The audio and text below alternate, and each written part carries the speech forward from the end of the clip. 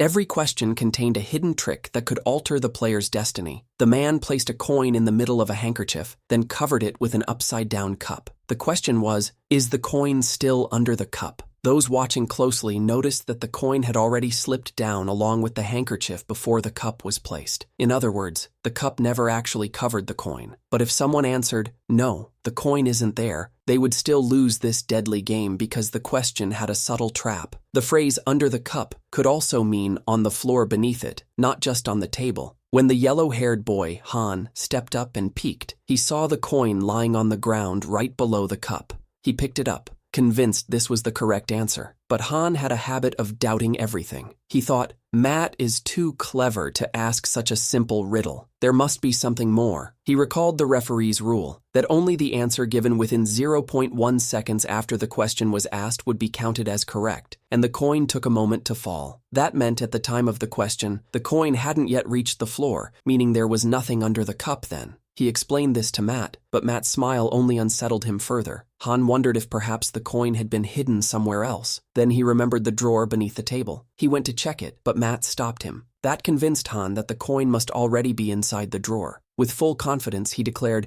no, there is no coin under the cup. But the referee ruled his answer wrong. In truth, this wasn't just a logic puzzle. It was also a battle of psychology. The drawer had been completely empty all along. Matt had only pretended to guard it so Han would doubt himself and fall into the trap. And just like that, Matt won the first round. Now it was Han's turn. He sneered, that will be your last win, Matt. Now I'll use my devil's power. The tattoo on his palm began glowing. The house started to shake. Frost covered the windows, and the temperature in the room plummeted to -10 degrees. Han declared, my ability is to control temperature. The colder the brain gets, the weaker Matt's thinking becomes. Then came his question. Are there more than 4 convenience stores within 1 kilometer of this house? Matt smirked. He lived here and knew the area inside out. Confidently, he answered, yes, there are more than 4. He was sure there were at least 7, but the referee called his answer wrong. Han scored a point. Matt was stunned. He trusted his memory completely, but the referee was like God, knowing everything. Next, it was Matt's turn again. He placed the same handkerchief back on the table and asked, is there a bomb under this handkerchief? Han laughed to himself. Now he's gone mad. He checked the table, the floor, even the drawer, but found nothing. So he answered,